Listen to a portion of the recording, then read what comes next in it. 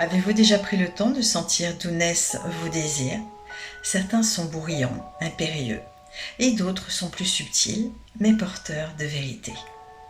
Dans le premier épisode sur le désir, nous avons exploré les deux grandes motivations motrices, celle qui naît de notre besoin de sécurité, de confort, de nos besoins égoïstes, notre désir de recevoir pour nous-mêmes, et celle qui émerge de notre élan vital, de ce feu intérieur qui nous pousse à nous réaliser, à révéler notre potentiel, la puissance de notre âme, notre désir de recevoir pour partager.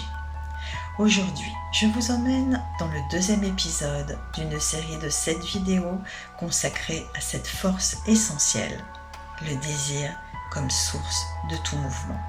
Maintenant, je vous invite à aller plus loin, à découvrir qu'il existe 3 sources de désir en nous, 3 dynamiques différentes qui cohabitent et parfois s'opposent. D'abord, le désir du corps.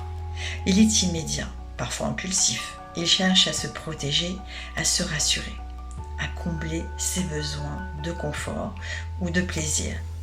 Ce désir peut être salutaire ou enfermant, s'il prend toute la place. Puis, il y a le désir de l'ego.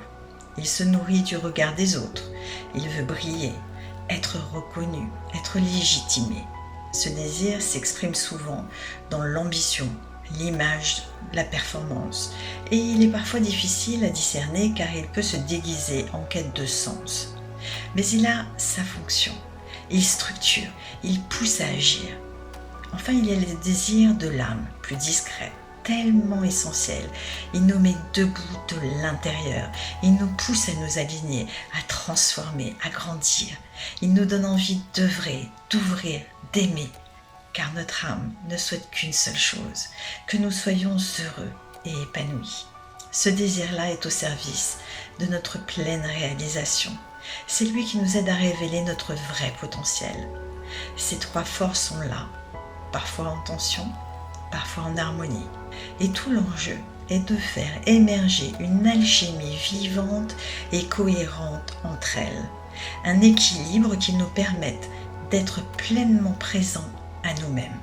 Alors aujourd'hui et pour toute la semaine, je vous propose une introspection, un regard attentif à vos désirs du quotidien, ceux qui émergent face à une envie reliée au corps, au monde matériel, et ceux qui surgissent suite à une frustration ou une ambition, et puis ceux qui montent doucement, sans bruit, mais avec une résonance particulière.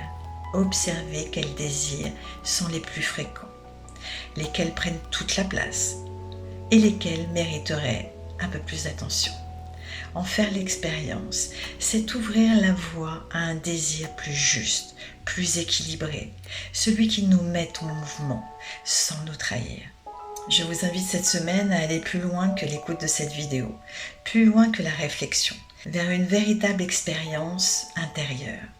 C'est pourquoi, dorénavant, à chaque épisode, vous trouverez une fiche atelier à télécharger, un rendez-vous simple et profond avec vous-même.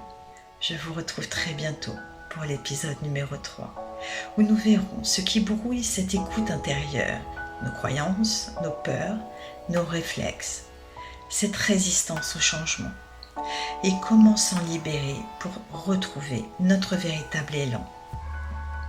Ici commence le mouvement. À très vite.